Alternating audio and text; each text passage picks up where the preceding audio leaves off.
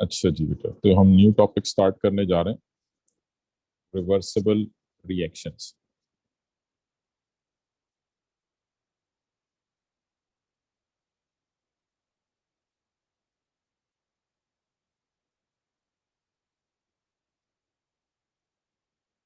अच्छा, अब देखें, अब तक हमने रिएक्शंस को जो क्लासिफाई किया है डिफरेंट वेज में किया है। For example, we have classified reaction in terms of energy changes, कि during a chemical reaction either energy is released और एनर्जी इज एब्जॉर्ब। अगर एनर्जी रिलीज हो रही है तो एक्सोथर्मिक रिएक्शन है, अगर एनर्जी एब्जॉर्ब हो रही है तो एंडोथर्मिक रिएक्शन है। ठीक है, तो हम रिएक्शंस को जो है वो डिफरेंट वेज में क्लासिफाई करते हैं। तो there is another way of classifying the chemical reactions and that is direction of reaction. ठीक है, आप डायरेक्शन की बेसिस के ऊपर भी रिएक्शंस को क्लासिफाई कर सकते हैं। फॉर एग्जांपल, मैं कहता हूँ कि जी लेट सपोज हमारे पास एक केमिकल रिएक्शन है जिसमें हमारे पास कैल्शियम कार्बोनेट है। ठीक है, या आप कह लें कि ये इवेपोरेटिंग टू डिश हमारे पास मौजूद है जिसमें आपने कैल्शियम कार्बोनेट के कुछ पीसेस ले लिए। तो ये कैल्शियम कार्बोनेट है, CaCO3। ठीक है, और इसको हमने हीट किया। ठीक है, इसको हमने हीट प्रोवाइड की।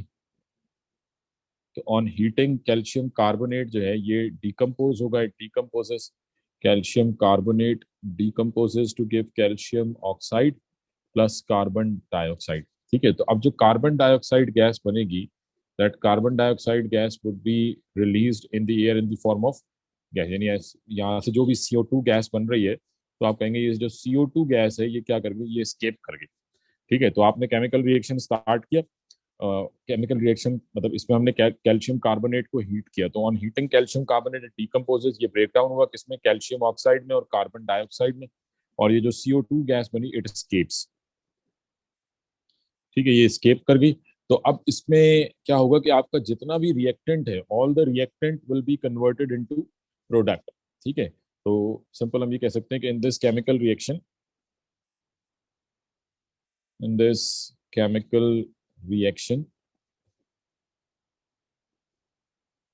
all the reactant will be converted into product। जितना भी रिएक्टेंट है ये सारा का सारा कन्वर्ट हो जाएगा किसमें, प्रोडक्ट में कन्वर्ट हो जाएगा, इट कन्वर्ट्स इनटू प्रोडक्ट। और इस टाइप के जो केमिकल रिएक्शंस हैं, these type of chemical reactions in which all the reactant convert into product. ठीक है, ये वन साइडेड रिएक्शन होते हैं कि आपने केमिकल रिएक्शन स्टार्ट किया, जितना भी रिएक्टेंट था ये सारा का सारा प्रोडक्ट में कन्वर्ट हो गया। तो this is a one sided reaction, we call it irreversible reaction। ठीक है, so this type of chemical reaction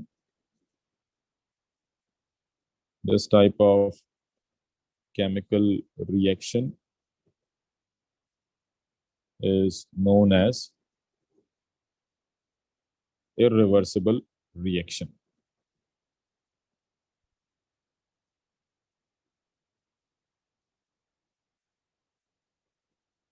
ठीक है, ये सिंपल क्या कहलाएगा, irreversible reaction कहलाएगा कि all the reactant will be converted into product, all the reactant converts into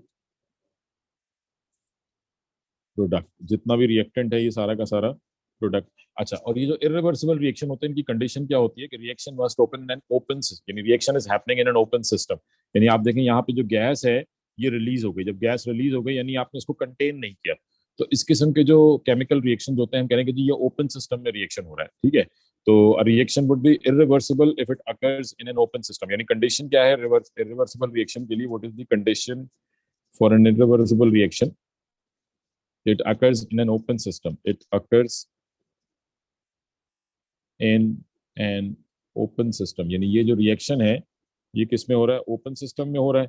तो जितनी भी गैस है ये सारी की सारी रिलीज हो जाएगी। और जब गैस रिलीज हो जाएगी तो इसका मतलब आपके पास मतलब CO2 गैस रिलीज हो गई। तो बैकवर्ड यानी हम कहेंगे कि ये रिएक्शन एक टाइम पे आके रुक जाएगा जब सारा का सारा कैल्शियम कार्बोनेट कन्वर्ट हो जाएगा। अच्छा, अब इसी में हम इसको मतलब इन रियलिटी ऐसा होता है या नहीं होता, हम उस डिटेल में नहीं जा रहे। बट सपोज अगर मैं यही केमिकल रिएक्शन, सपोज मेरे पास यही डिश है। ठीक है, और इसमें कैल्शियम कार्बोनेट मौजूद है और आपने इसको कवर कर दिया। ठीक है, we covered it with lid. ठीक है, इसको हमने कवर कर दिया and then we heated this cylinder, फिर आपने इसको हीट किया, ठीक है। तो अब क्या होगा कि हम कहेंगे कि रिएक्शन क्या था, CaCO3, this converts into calcium oxide plus carbon dioxide. तो अब क्या होगा कि जो भी आपका कार्बन डाइऑक्साइड गैस बन रही है, तो इसको स्केप, मतलब इसके लिए कोई स्केप रूट नहीं, तो ये इधर ही जो है वो मूव करता रहेगा। और ये जो कैल्शियम कार्बोनेट था, इट कन्वर्ट्स इनटू, यानी आहिस्ता आहिस्ता कैल्शियम कार्बोनेट सारा का सारा कन्वर्ट हो जाएगा कैल्शियम ऑक्साइड में और कार्बन डाइऑक्साइड में, और एक टाइम आएगा कि कैल्शियम कार्बोनेट ऑलमोस्ट जो है वो एंड पे होगा, ठीक है। तो फिर हम ये कह सकते हैं कि एट एनी गिवन टाइम एक ये स्टेज आ सकता है कि when these two will start reacting with each other, ये दोनों आपस में टकराएंगे और ये दोबारा इसमें कन्वर्ट होना शुरू हो जाएंगे, क्योंकि कार्बन डाइऑक्साइड को स्केप के लिए तो कोई रूट नहीं मिल रहा, ठीक है। तो ये आप कह लें कि ये इसी सिलेंडर के अंदर मौजूद है। तो एक टाइम ऐसा आएगा कि जब इन दोनों के दरमियान दोबारा रिएक्शन होगा। रियलिटी में ऐसा होगा या नहीं होगा, बट थ्योरेटिकली हम ये कह रहे हैं कि अगर ये सिलेंडर क्लोज्ड है, तो अगर इसको गिवन जो भी इसकी कंडीशंस हैं, अगर इसको वो प्रोवाइड की जाए, तो ये दोनों आपस में रिएक्ट करेंगे और ये दोबारा इसमें कन्वर्ट होना शुरू हो जाएगा।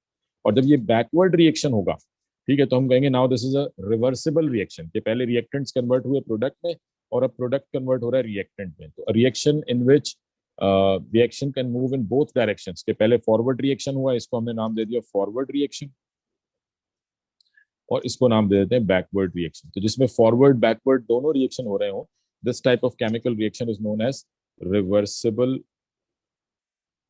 Reversible reaction. और रिवर्सिबल रिएक्शन के लिए कंडीशन क्या है कि आपका जो सिलेंडर है that must be closed, system must be closed, ठीक है, system must be closed. Close system में रिवर्सिबल रिएक्शंस होते हैं, ठीक है। इसकी मैं एक एग्जांपल आपको और देता हूँ, एक ज्यादा बेहतर एग्जांपल, कि लेट सपोज हमारे पास किसी कंटेनर में नाइट्रोजन है और हाइड्रोजन गैस है, and these two will react to form ammonia gas, ठीक है। तो हम इसको सपोज एक सिलेंडर बना लेते हैं कि हमारे पास ये एक सिलेंडर है, ठीक है, और इस सिलेंडर में हमारे पास नाइट्रोजन और लेट से ये हमारे पास नाइट्रोजन के पार्टिकल्स हैं और हाइड्रोजन के पार्टिकल्स हैं,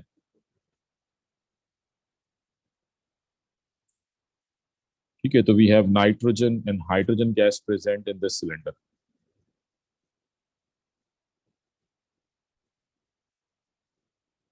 ठीक है जी। अब क्या होगा कि इनको आपस में रिएक्ट करने के लिए आप इसको बैलेंस कर लें रिएक्शन को, तो यहाँ पे 2 आ जाएगा और यहाँ पे 3 आ जाएगा, ये बैलेंस होगी। अब अगर हम इन दोनों को, जो भी इनकी कंडीशंस हैं, अगर वो कंडीशंस प्रोवाइड की जाएं, अगर रिक्वायर्ड टेम्परेचर प्रेशर प्रोवाइड किया जाए, वो आगे हम कंडीशंस पढ़ेंगे, तो देन व्हाट वुड हैपन कि these nitrogen and hydrogen gas molecules they would start reacting with each other, ये एक दूसरे से टकराएंगे। और जब ये टकराएंगे तो क्या बनना शुरू हो जाएगा, अमोनिया गैस बनना शुरू हो जाएगी, यानी स्लोली यहाँ पे नाइट्रोजन और हाइड्रोजन जो है ये खत्म होना शुरू होंगे, ठीक है। नाइट्रोजन हाइड्रोजन कम होना शुरू हो जाएंगे और क्या बनना शुरू हो जाएगा, अमोनिया गैस बनना शुरू हो जाएगी, NH3 बनना शुरू हो जाएगी। मतलब ग्रेजुअली यहाँ पे रिएक्टेंट्स का अमाउंट, इनिशियली आपके पास क्या था, रिएक्टेंट्स का अमाउंट मैक्सिमम था,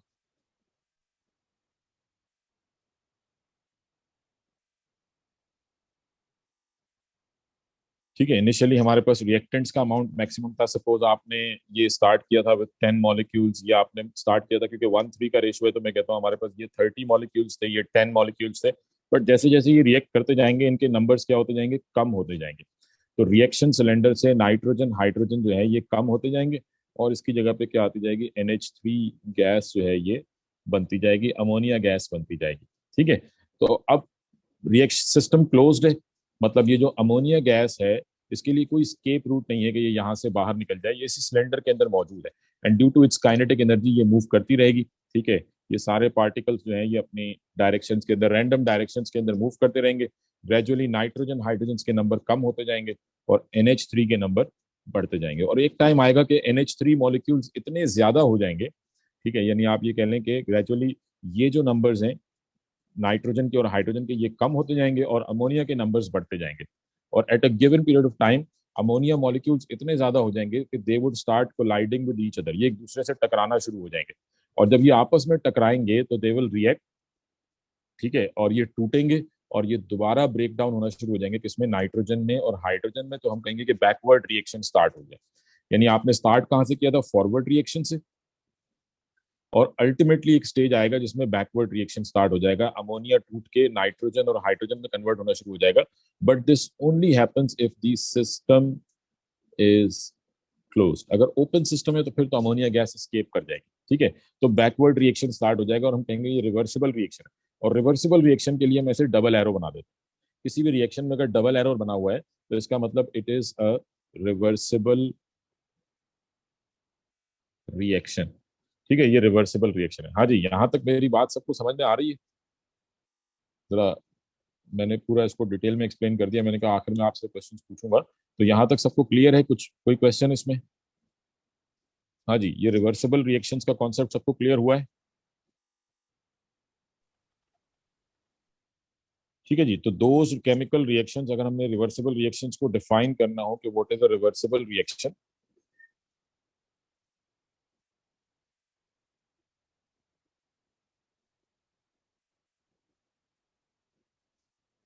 तो रिवर्सिबल रिएक्शंस क्या होते हैं? Those chemical reactions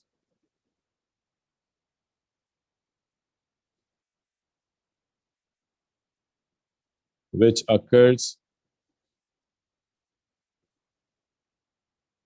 in both directions,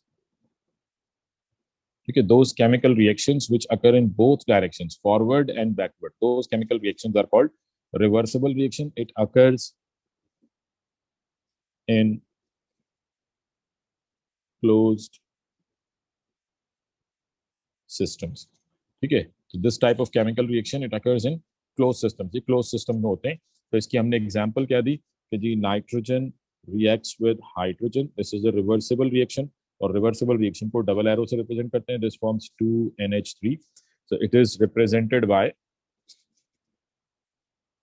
it is represented by double arrow, ठीक है। तो जहां भी ये डबल एरो बना होगा दैट मीन्स कि ये रिवर्सिबल रिएक्शन, ठीक है। तो ये तो हमने सिंपल रिवर्सिबल रिएक्शंस को एक्सप्लेन कर दिया। अच्छा, अब देखें, अगर हम दोबारा इस सिलेंडर की तरफ आए तो ये अमोनिया के मॉलिक्यूल जब आपस में टकराएंगे तो ये दोबारा नाइट्रोजन हाइड्रोजन में कन्वर्ट होना शुरू होंगे, ठीक है। अगेन अमोनिया के नंबर्स कम होना शुरू हो जाएंगे, नाइट्रोजन हाइड्रोजन के नंबर्स बढ़ना शुरू हो जाएंगे। यानी सिलेंडर में अमोनिया फिर दोबारा कम होना शुरू हो जाएगा और नाइट्रोजन हाइड्रोजन के नंबर्स बढ़ना शुरू हो जाएंगे,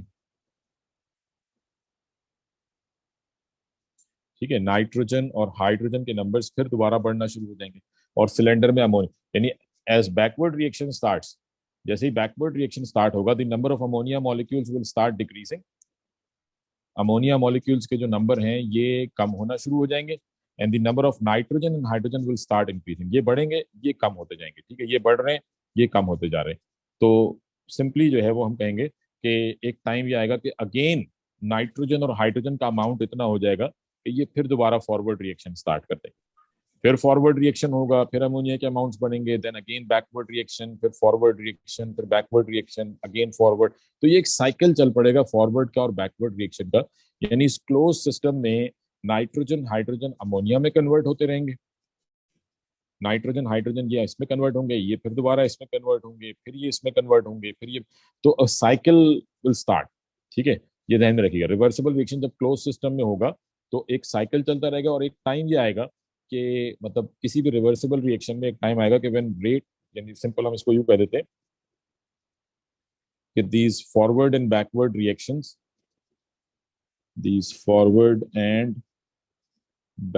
reaction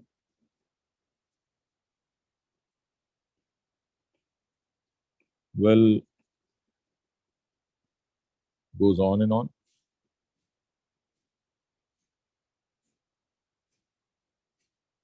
continues, and ultimately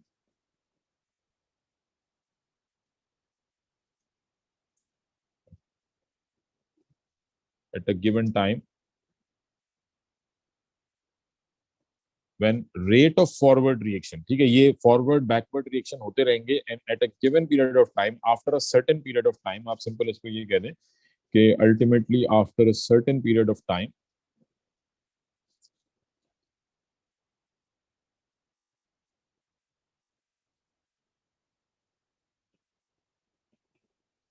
क्या होगा कि रेट ऑफ फॉरवर्ड रिएक्शन, यहाँ पे एक कंडीशन अराइज होगी कि रेट ऑफ फॉरवर्ड रिएक्शन ठीक है, rate of forward reaction means speed of forward reaction. ठीक है, आप फिजिक्स में पढ़ते होंगे ना, रेट ऑफ रिएक्शन, ये basically rate of forward reaction means के यहाँ पे हम किसकी बात कर रहे हैं, स्पीड की बात कर रहे हैं, स्पीड ऑफ फॉरवर्ड रिएक्शन। ठीक है, इनिशियली जब आपने रिएक्शन स्टार्ट किया था तो उस टाइम किसकी स्पीड ज्यादा थी, फॉरवर्ड रिएक्शन की या बैकवर्ड रिएक्शन की? हाँ जी, जब हमने केमिकल रिएक्शन स्टार्ट किया था तो एट दैट टाइम कौन सा रिएक्शन हो रहा था, फॉरवर्ड रिएक्शन। ठीक है, फॉरवर्ड।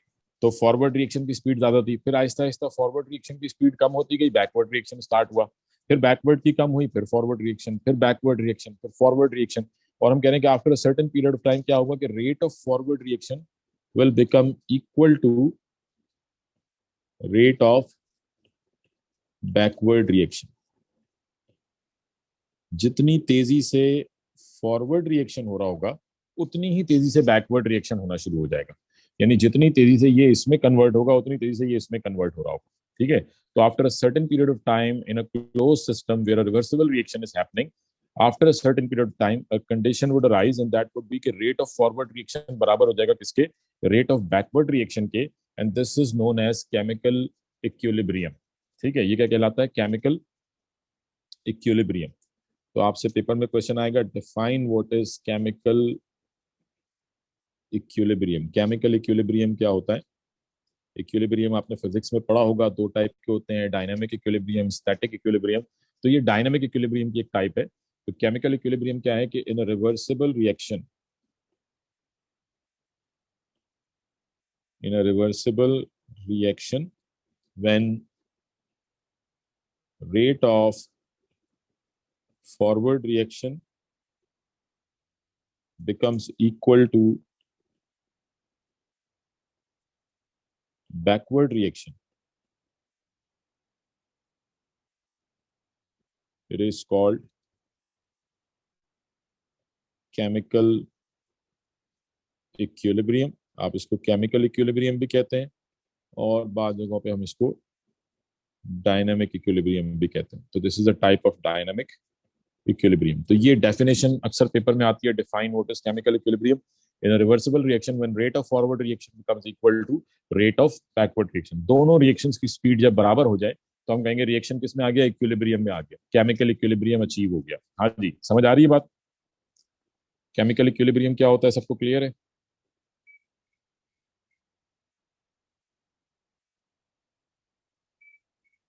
ठीक है जी, तो when rate of forward reaction becomes equal to rate of backward reaction, this is called chemical equilibrium.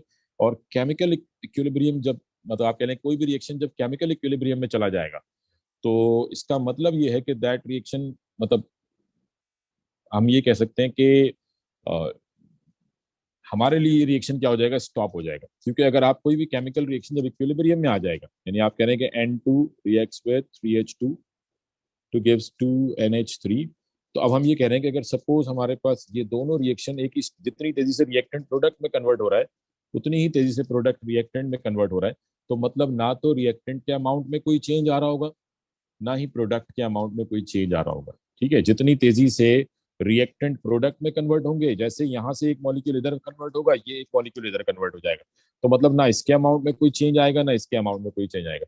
तो टेक्निकली हम कह सकते हैं कि रिएक्शन हो रहा है, बट आप केमिकल रिएक्शन क्यों करते हैं, ताकि आपको कुछ मिले, बट यहाँ पे कुछ अब मिल नहीं रहा। जित यानी इन दोनों का अमाउंट क्या हो जाएगा, कांस्टेंट। सपोज अगर ये 10 मॉलिक्यूल थे और ये 10 मॉलिक्यूल थे, लेट सपोज हमने कहा कि यहाँ पे भी 10 मॉलिक्यूल है रिएक्टेंट के, ये भी 10, तो अगर 10 में से एक इसमें कन्वर्ट होता है, ये 11 होता है, तो फॉरन 11 से ये एक इसमें कन्वर्ट हो जाएगा, तो ये फिर दोबारा 10 और ये फिर दोबारा 10, मतलब रिएक्टेंट और प्रोडक्ट के अमाउंट में चेंज आना बंद हो जाएगा। तो वंस रिएक्शन रीचेस इक्विलिब्रियम और वंस रिएक्शन establish equilibrium,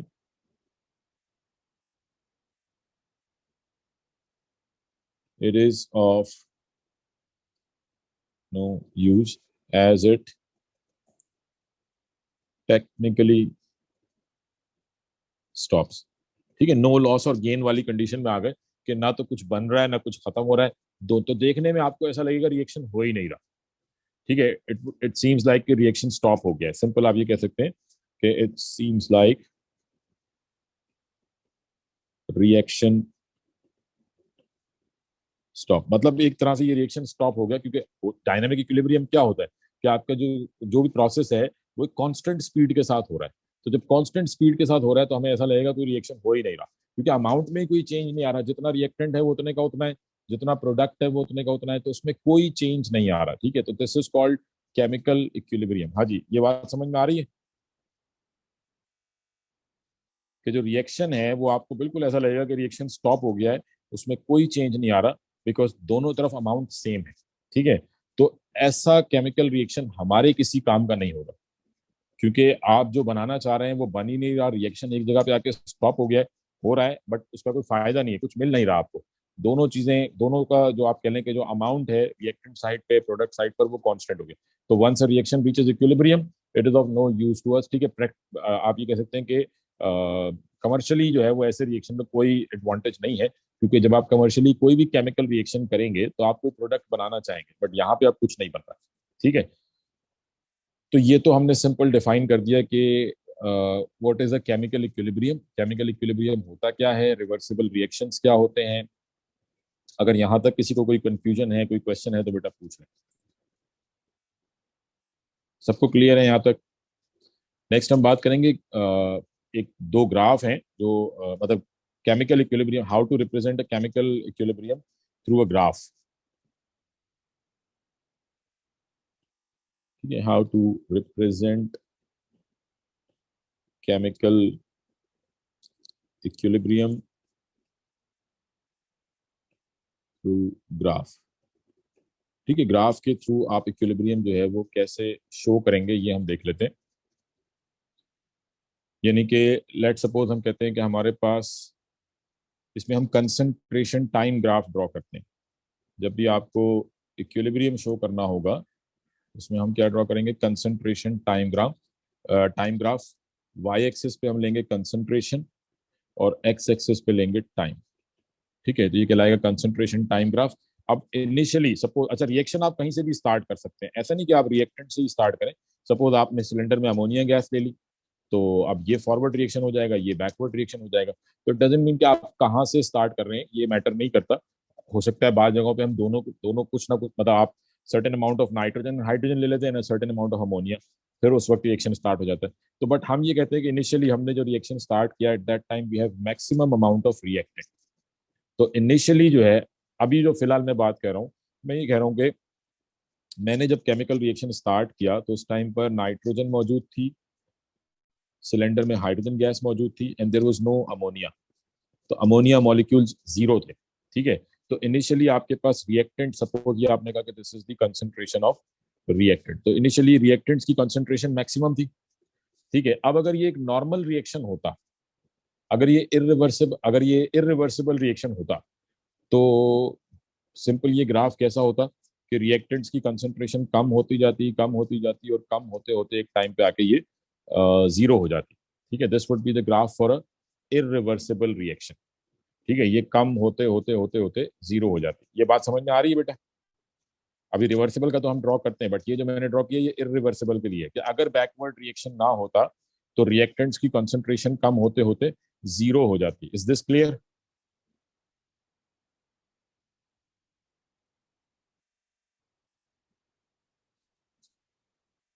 ठीक है जी, बट क्योंकि ये रिवर्सिबल रिएक्शन है तो यहाँ ऐसा कुछ नहीं होगा। यहाँ पे क्या होगा कि रिएक्टेंट्स की कंसंट्रेशन कम होगी, और कम होते होते ये एक स्ट्रेट लाइन मिल जाएगी हमें।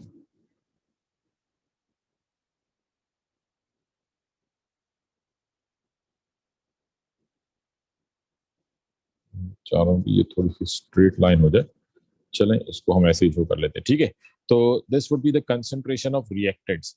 और ऐसे ही स्टार्ट में प्रोडक्ट की कंसंट्रेशन क्या थी, जीरो। प्रोडक्ट था ही नहीं, जीरो। ये भी बढ़ना शुरू होगी और बढ़ते बढ़ते ये भी क्या आएगा, एक टाइम पे आके ये भी कांस्टेंट हो जाएगा। ठीक है, तो ये आपके पास बता, हमने रिवर्सिबल रिएक्शन के लिए ग्राफ ड्रॉ की। अब अगर हम इसकी लेबलिंग करते हैं तो मैं कह रहा हूँ कि this is the concentration of reactants throughout the reaction and this is the concentration of product। तो अब हुआ क्या कि रिएक्टेंट्स की कंसंट्रेशन कम होती जा रही है, कम होती जा रही है, और एक टाइम पे आके कांस्टेंट हो गई। प्रोडक्ट की कंसंट्रेशन बढ़ती जा रही है, बढ़ती जा रही है, एक टाइम पे आके कांस्टेंट हो गई। अब मैं आपसे पूछूंगा जी, बताएं इक्विलिब्रियम कहाँ पे अचीव हुआ है इस ग्राफ में? आप उस पॉइंट मतलब वो जगह उस जगह को लेबल करें जहां से आप कह सकते हैं कि जी इससे आगे इक्विलिब्रियम स्टैब्लिश हो गया है। इक्विलिब्रियम क्या होता है कि when rate of forward backward reaction equals. हाँ जी, तो इस ग्राफ में ऐसा कौन सा पॉइंट है जहां से इक्विलिब्रियम स्टैब्लिश हो जाएगा? जी बेटा, point where both lines meet, where both, अच्छा, इंटरसेक्शन पॉइंट। चले जी, इंटरसेक्शन पॉइंट देखते हैं। ठीक है, आप कह रहे हैं कि इस पॉइंट पे इक्विलिब्रियम अचीव हो गया है। देखें, ये जो पॉइंट है, इस पॉइंट का मतलब ये है, एक चीज आपने ध्यान में रखनी है। मैंने अभी आपको केमिकल इक्विलिब्रियम की डेफिनेशन बताई है, क्या बताइए जरा बताएं मुझे दोबारा। केमिकल इक्विलिब्रियम की डेफिनेशन क्या बताइए मैंने आपको?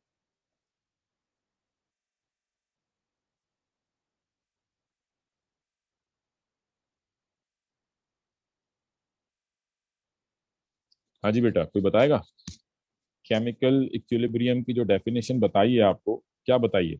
Rate of forward reaction becomes equal to rate of backward. Did I say कि जी concentration of forward reaction become equal, या concentration of reactants become equal to concentration of product, ऐसा कहा है हमने?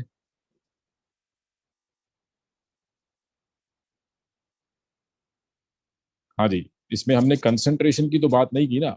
जी बेटा, बिल्कुल ठीक कह रही हैं आप, where both graph goes constant. ठीक है, तो हमने जो बात की है वो बेसिकली क्या थी कि rate of forward reaction becomes equal to rate of backward reaction. और रेट क्या है? Speed. Rate is basically concentration per unit time. Concentration क्या है? वाई एक्सिस पे कंसंट्रेशन है, एक्स एक्सिस पे टाइम है। तो the slope of this graph gives us the rate. ये जो हमने ग्राफ ड्रॉ किया है, इसका जो स्लोप है, ठीक है, इसका जो स्लोप है, the slope of this graph, यानी अगर हम यहाँ पे स्लोप, ऑल्दो हम यहाँ पे स्लोप कैलकुलेट नहीं कर रहे, आप कह लें कि ग्रेडियंट जो है, gradient of concentration time graph gives the rate of reaction और स्पीड। ये ध्यान में रखिएगा कि gradient of concentration time graph gives the speed और रेट। ठीक है, तो जिस पॉइंट पे आप कह रहे हैं कि ये दोनों मीट कर रहे हैं, इस पॉइंट पे इनकी कंसंट्रेशन बराबर हो गई है। ठीक है, इस पॉइंट पे इनकी कंसंट्रेशन वाई एक्सिस पे सेम वैल्यू, कंसंट्रेशन बराबर है। ठीक है, बट रेट बराबर नहीं है। रेट कहाँ पे इक्वल हो गया है? यानी आप देखें यहाँ पे इसके बाद इसकी कंसंट्रेशन में कोई चेंज नहीं आ रहा, यहाँ से कंसंट्रेशन में कोई चेंज नहीं आ रहा। तो जब कंसंट्रेशन में कोई चेंज नहीं आ रहा, इसका मतलब इक्विलिब्रियम स्टैब्लिश हो गया। तो हम कहेंगे कि the point where both lines goes straight, वो पॉइंट जहां पे दोनों लाइंस स्ट्रेट हो जाएंगी, that would be the point from where equilibrium establish. तो लेट से मैंने कहा कि जी ये पॉइंट है, इस पॉइंट पे आप देख लें कि यहाँ से आगे इक्विलिब्रियम, क्योंकि इसके आगे ना तो रिएक्टेंट्स में कोई चेंज आ रहा है, ना प्रोडक्ट में चेंज आ रहा है। ठीक है, कंसंट्रेशन भले उनकी डिफरेंट है, हमने ये नहीं कहा कि कंसंट्रेशन बराबर हो जाती है। ठीक है, हो सकता है एट इक्विलिब्रियम रिएक्टेंट का अमाउंट थोड़ा ज्यादा हो प्रोडक्ट से, बट उसमें कोई चेंज नहीं आएगा। ठीक है, उसमें जितना है वो उतना ही रहेगा। ठीक है, क्योंकि speed of both reactions forward and backward equal हो गई। तो एट इक्विलिब्रियम स्पीड बराबर हो जाती है। स्पीड बराबर होने का मतलब ये है कि कंसंट्रेशन में चेंज आना बंद हो जाएगा, कंसंट्रेशन कांस्टेंट हो जाएगी। जितना भी आप आगे जाते जाएं, कंसंट्रेशन में कोई चेंज नहीं आ रहा होगा। तो दिस इज वेयर इक्विलिब्रियम, हम कह सकते हैं कि this is where equilibrium establish. ठीक है, इस पॉइंट से आगे इक्विलिब्रियम स्टैब्लिश हो गया है, मतलब इसके बाद आगे रिएक्टेंट्स और प्रोडक्ट्स के अमाउंट में कोई चेंज नहीं आ रहा। जी बेटा, ये समझ में आ रही है बात?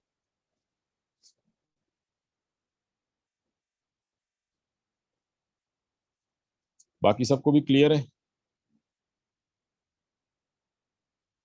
ठीक है जी, तो ये ध्यान में रखिएगा कि कंसंट्रेशन जो है, ये लाजमी नहीं है कि दोनों की बराबर हो, रिएक्टेंट्स और कंसंट्रेशन कांस्टेंट हो जाएगी। ठीक है, एट इक्विलिब्रियम। हमने इक्विलिब्रियम को कैसे डिफाइन किया कि इक्विलिब्रियम क्या है, केमिकल इक्विलिब्रियम क्या है? कि when rate of forward reaction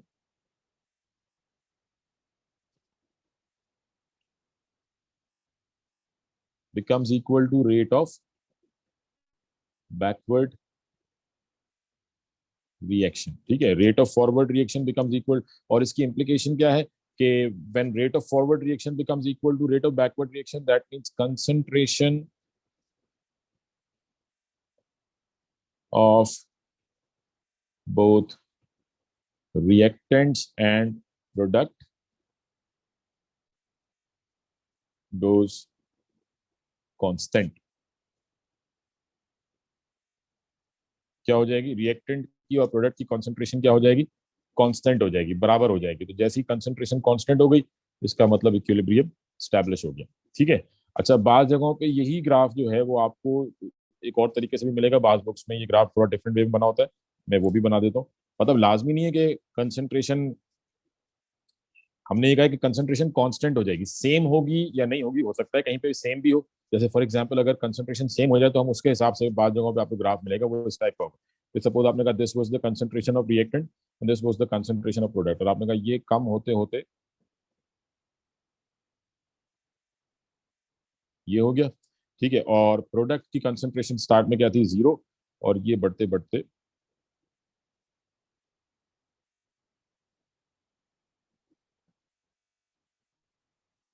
ठीक है, ये ऑलमोस्ट आप कह लें कि ये मिल गए दोनों पॉइंट। ठीक है जी। तो ये भी इक्विलिब्रियम है, स्टार्ट में यानी this this represent the concentration of reactant, यहाँ पे कंसंट्रेशन है, यहाँ पे टाइम है, and this represent the concentration of product. अब इसमें भी अगर आप देखें तो हम कहेंगे इस पॉइंट के बाद से दोनों की कंसंट्रेशन में चेंज आना बंद हो गया, स्ट्रेट लाइन आ गई, और इस पर्टिकुलर रिएक्शन में रिएक्टेंट और प्रोडक्ट की कंसंट्रेशन भी इक्विलिब्रियम पे सेम हो गई है। ठीक है, इसमें आप कह लें कि दोनों की कंसंट्रेशन बराबर है, कोई चीज तो लाजमी नहीं कि कंसंट्रेशन सेम हो जाए, हो भी सकती है। तो ये जो ग्राफ है, दिस इज व्हेन बोथ, यानी एट इक्विलिब्रियम रिएक्टेंट और प्रोडक्ट की कंसंट्रेशन सेम हो गई, and this is the graph where concentrations are constant not same. तो दोनों तरह के ग्राफ आप बना सकते हैं। ठीक है, तो सेम हो जाना कंडीशन नहीं है, कांस्टेंट हो जाना कंडीशन है। सेम हो सकता है हो जाए, सेम हो जाएगी तो ग्राफ ऐसा बनेगा, और अगर कांस्टेंट होंगी, बराबर नहीं होंगी, एक जैसी नहीं होंगी, तो फिर ग्राफ ऐसा बनेगा। हाँ जी, ये बात समझ में आई है सबको?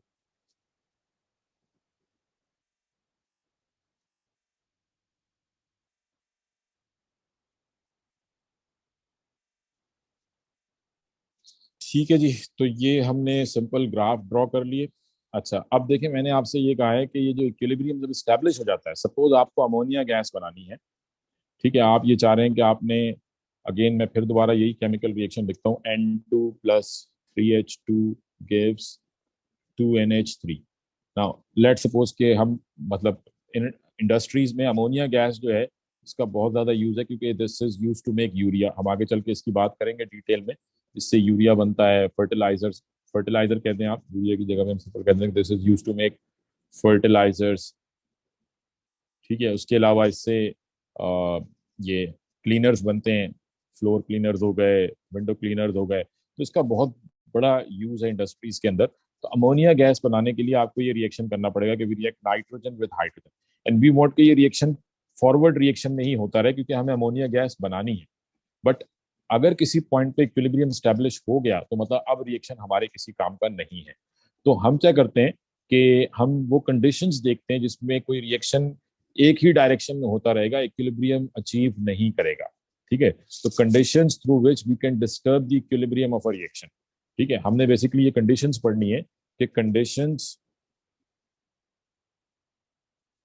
Through which equilibrium can be disturb. ठीक है, कौन सी कंडीशंस हैं जिनके थ्रू हम इक्विलिब्रियम को अचीव होने से रोक सकते हैं, या अचीव हो जाए तो उसको डिस्टर्ब कर सकते हैं, किसी एक पर्टिकुलर डायरेक्शन में रिएक्शन को रन कर सकते हैं। तो कौन कौन सी कंडीशंस हैं? नंबर 1, चेंज इन टेम्परेचर, या तो हम टेम्परेचर चेंज करेंगे। Number 2, change in pressure, pressure change करेंगे। और number 3, change in concentration of reactant और प्रोडक्ट। तो ये तीन फैक्टर्स हैं, आप इसको फैक्टर्स कह सकते हैं, factors that affect the position of equilibrium. ठीक है, आप इसको फैक्टर्स भी कह सकते हैं। आपसे कहा जाएगा जी कौन से फैक्टर्स हैं जो पोजीशन ऑफ इक्विलिब्रियम को डिस्टर्ब करते हैं या इक्विलिब्रियम को किसी एक डायरेक्शन में होने से रोकते हैं, तो वो कौन कौन से फैक्टर्स हैं? टेम्परेचर, प्रेशर एंड कंसंट्रेशन, ये तीन फैक्टर्स हैं।